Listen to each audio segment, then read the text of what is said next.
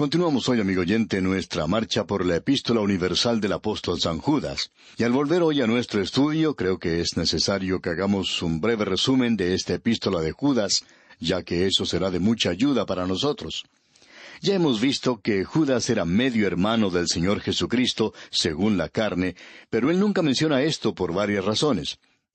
La iglesia primitiva, después de los apóstoles, le dio una prominencia particular a la familia de Jesús, y Judas, por cierto, no está de acuerdo con esto, porque él se llama a sí mismo solamente un siervo de Jesucristo. Después de todo, no le conocemos ya más según la carne, sino al Cristo resucitado, glorificado. Judas tomó en sus manos la pluma de la inspiración para escribir. Ahora este hombre, durante la vida del Señor Jesucristo en la tierra, nunca había creído en Él. No fue sino hasta después de su muerte y resurrección cuando Judas llegó a creer. Así es que él ahora está escribiendo del Señor resucitado. Y él tuvo que ir a Cristo como cualquier otro pecador. Tuvo que ir como pecador que era y recibirle como su Salvador para obtener la salvación. Así es que este hombre tomó la pluma de la inspiración para escribir sobre un tema en cuanto a nuestro Evangelio, nuestra salvación. Ahora él podría haber tomado el tema de la justificación por la fe. Pablo había escrito sobre ese tema en su epístola a los Romanos. Él podría haber tomado el tema de la resurrección de Cristo. Y Pablo escribió también en cuanto a esto en su primera epístola a los Corintios. También podría haber hecho esto en cuanto a la doctrina de la reconciliación. Pero Pablo, una vez más, había escrito sobre ese asunto en su segunda epístola a los Corintios. O probablemente Judas podría haber escrito sobre ese gran tema de la fe. Pero una vez más, Pablo ya había escrito en cuanto a ese asunto allá en su carta a los Gálatas, y también el escritor a los Hebreos había escrito sobre ese tema. Judas podría haber escrito también en cuanto al cuerpo de Cristo, la iglesia como el cuerpo de Cristo. Pero Pablo ya había escrito en cuanto a esto en su carta a los Efesios. O él podría haber escrito en cuanto a la persona de Cristo, pero una vez más, Pablo ya había escrito sobre esto en su carta a los Colosenses. Judas podría haber escrito también en cuanto al gran sumo sacerdote, pero el escritor a los Hebreos ya había escrito en cuanto a este tema. O él podría haber hablado en cuanto a la comunión, pero Juan va a escribir en cuanto a esto más adelante. Así es que el Espíritu de Dios hizo que Judas desarrollara otro tema, y que no desarrollara un tema sobre las grandes doctrinas. El Espíritu de Dios evitó su propósito antes que él siquiera pudiera identificar algún tema, y le dirigió por otro canal, por así decirlo, y su tema fue la apostasía que vendrá. Ahora, lo que Judas hizo fue colocar una luz roja en las curvas muy peligrosas, en el camino que debía recorrer la iglesia.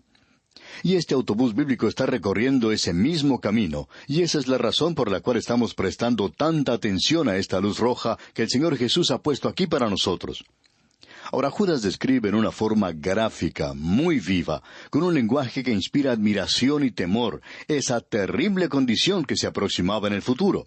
O podríamos decir que esta epístola es como una alarma contra robos, ya que los apóstatas han entrado subrepticiamente a la iglesia, o como dice aquí el versículo 4, han entrado encubiertamente a la iglesia. Entraron por una puerta lateral. Nadie estaba cuidando esta puerta lateral por la cual ellos se introdujeron. Luego, esta pequeña epístola es como la primera bomba atómica que explotó. La primera bomba atómica no fue la que cayó sobre Hiroshima y Nagasaki, sino que tuvo lugar cuando Judas escribió esta pequeña epístola. Es una bomba atómica de veras y explotó en la iglesia primitiva. Es una advertencia. Ahora ya hemos indicado esta pequeña nube del tamaño de la mano de un hombre que apareció en ese entonces y que ahora es una gran tormenta que se ha desatado contra la iglesia, castigándola y azotándola con furia. Necesitamos levantar esta pequeña epístola como una advertencia contra esa tormenta, porque la apostasía se encuentra en nuestro medio en el presente. Ahora decimos esto sin ningún gozo y sin ningún sentimiento de amargura, sino que lo presentamos como una declaración de hecho. Las grandes denominaciones del pasado han prácticamente desaparecido ya. Se han apartado de la fe y probablemente no regresarán nunca. Se han ido a un país de ensueño.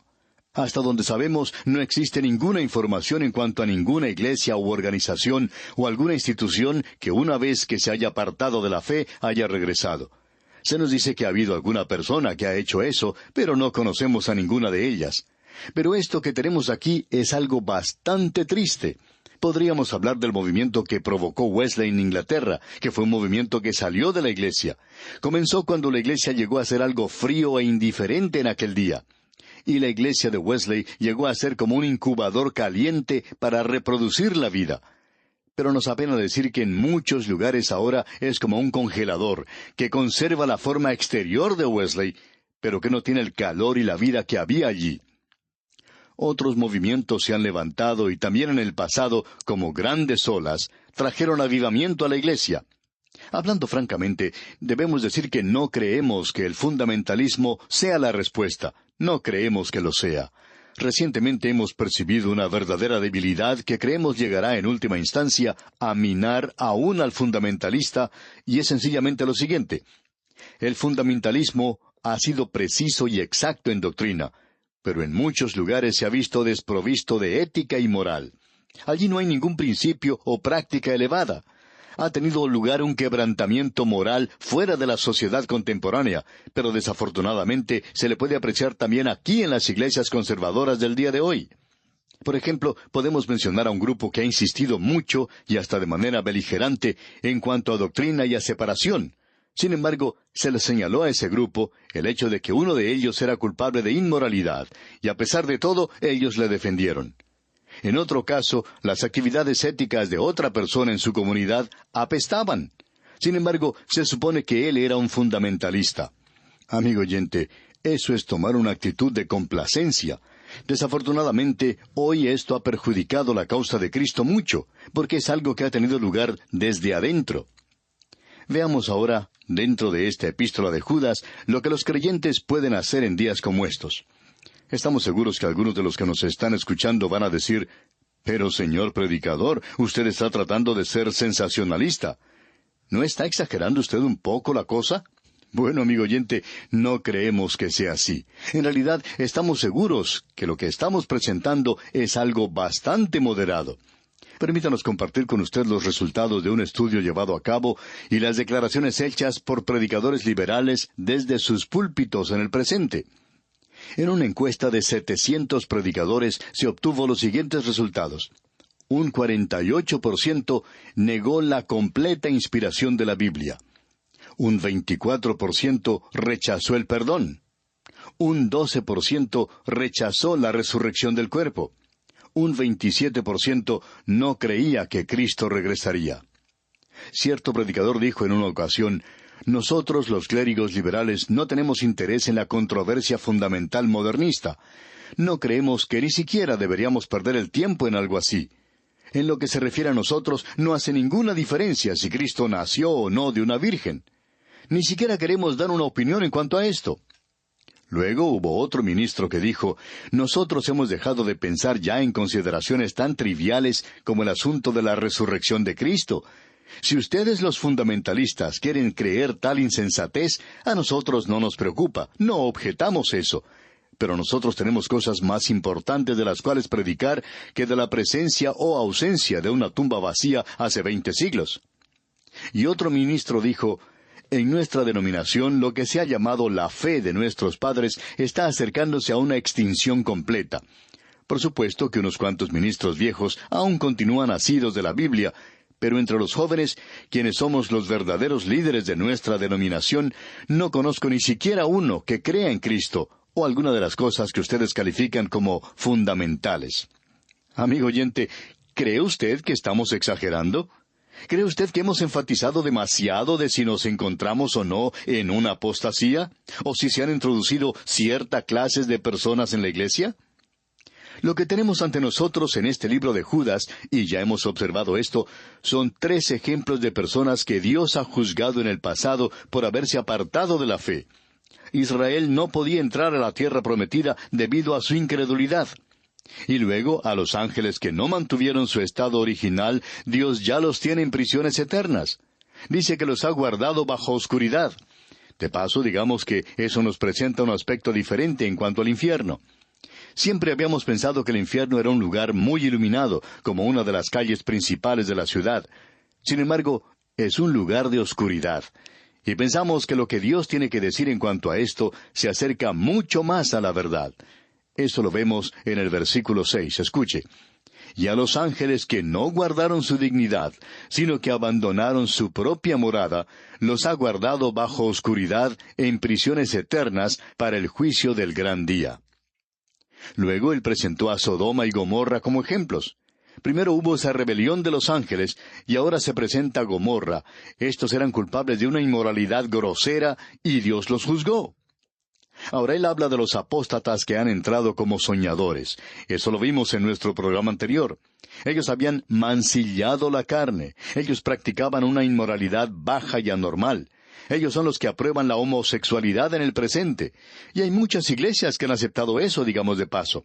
Ellos rechazan la autoridad. Es algo trágico cuando se lleva a cabo esas marchas de protesta, observar a personas que tienen los cuellos de la camisa abotonados en la parte de atrás. Uno siempre piensa que cuando se visten de esta manera, tendrían que estar dirigiéndose en la otra dirección. Y eso es lo que deberían haber hecho. Luego, se nos dice aquí que esta gente blasfeman de las potestades superiores. Tenemos luego una declaración muy fuera de lo común, la cual encontramos en el versículo 9, y queremos compartir lo que se menciona en las notas que tenemos, y esto es lo que hemos dicho en cuanto al versículo 9. Este es un versículo muy destacado, por cierto. Satanás es una criatura caída y un declarado enemigo de Dios. Aun así, el arcángel Miguel, cuando contendía con Satanás por el cuerpo de Moisés, no se atrevió a proferir juicio de maldición. No quiso impugnar la dignidad de Satanás. Miguel aún respetaba la posición de Satanás. Clemente, uno de los padres de la iglesia primitiva, cita una escritura apócrifa que trataba con el funeral de Moisés, diciendo, cuando se le encargó a Miguel sepultar a Moisés, Satanás se opuso a eso, argumentando que, ya que él era el dueño de las cosas materiales, el cuerpo le pertenecía a él.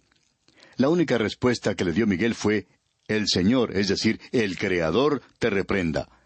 Satanás también acusó de asesinato a Moisés, y esto también sugiere que Satanás quería estorbar la aparición de Moisés más adelante en el monte de la Transfiguración. Esto es pues lo que hemos dicho en nuestras notas en cuanto al versículo 9.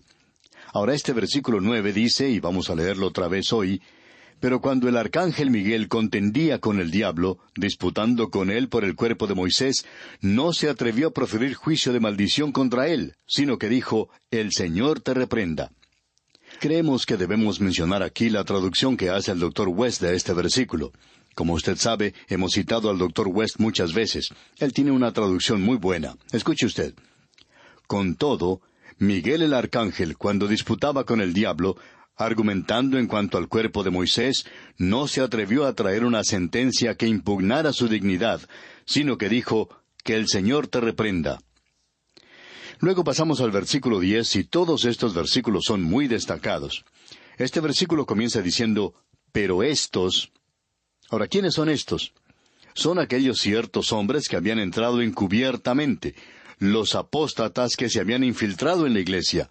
Leamos ahora el versículo 10, y dice aquí Judas, pero estos blasfeman de cuantas cosas no conocen, y en las que por naturaleza conocen, se corrompen como animales irracionales. Vamos a tratar de hacer que este versículo sea bien comprendido, porque es de los muchos versículos importantes que tiene esta epístola. Comienza diciendo que estos hombres blasfeman. Esta palabra blasfeman proviene de la palabra griega blasfemeo, que por supuesto se traduce como blasfemia en castellano. O sea que estos apóstatas en realidad blasfeman cuando hablan de las cosas espirituales. Pero estos, dice, blasfeman de cuantas cosas no conocen, y en las que por naturaleza conocen. Ahora, se está utilizando aquí dos palabras diferentes para esta expresión de conocer. Y sin saber esto, pues, es difícil conocer exactamente lo que Judas quiere decir aquí. La primera palabra conocer proviene de la palabra aidos. Y esto nos habla de una comprensión y conocimiento mental. Ese es el significado que le da el expositor Vincent, y se refiere a la gama completa de las cosas invisibles. Como usted sabe, el conocimiento no se limita solo a aquello que uno puede colocar en un tubo de ensayo o que puede observar bajo el microscopio. Hay muchas personas que opinan que eso es cierto. Sin embargo, las cosas mejores de la vida son cosas que no se pueden colocar bajo el microscopio, que no se pueden analizar en un tubo de ensayo. ¿Qué podemos decir en cuanto a una hermosa composición musical? ¿Qué sucede cuando uno pone eso en un tubo de ensayo o cuando lo observa en un microscopio? Amigo oyente, Eso debe ser traducido al sonido, y el oído necesita escucharlo. Es imposible de observar, es algo invisible. La palabra amor también es invisible. Uno no puede colocar el amor bajo el microscopio.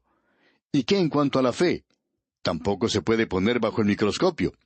Amigo oyente, hay muchísimas cosas que yo conozco y las conozco sin ninguna prueba de llevarlas al laboratorio. El gran predicador Spurgeon lo explicó de la siguiente manera: nadie me tiene que decir que la miel es dulce. Yo sé eso. Hay muchas cosas que conocemos y que usted conoce, amigo oyente, que no se pueden colocar en un tubo de ensayo. Así es que de eso es que se nos está hablando aquí cuando dice que estos blasfeman de cuantas cosas no conocen. Ese predicador que mencionamos anteriormente pensaba que él era muy brillante, que él ya no creía en la resurrección. Amigo oyente, hay muchas cosas que él no ha conocido y que no conoce todavía. Pero ahora, la siguiente palabra es epistamai, y esto significa comprender, entender. Y el expositor bíblico Vincent explica que esta palabra se utilizaba originalmente para referirse a las habilidades, a las labores manuales, y se refiere a las cosas que se pueden palpar, a los objetivos del sentido, a las circunstancias que se pueden disfrutar sensualmente. Aquí tenemos cosas que sí se pueden colocar en el tubo de ensayo. Ahora ellos solo conocen aquello que pueden tocar, aquello que pueden ver. Eso es todo lo que esta gente conoce. Esa es la palabra que se utiliza aquí.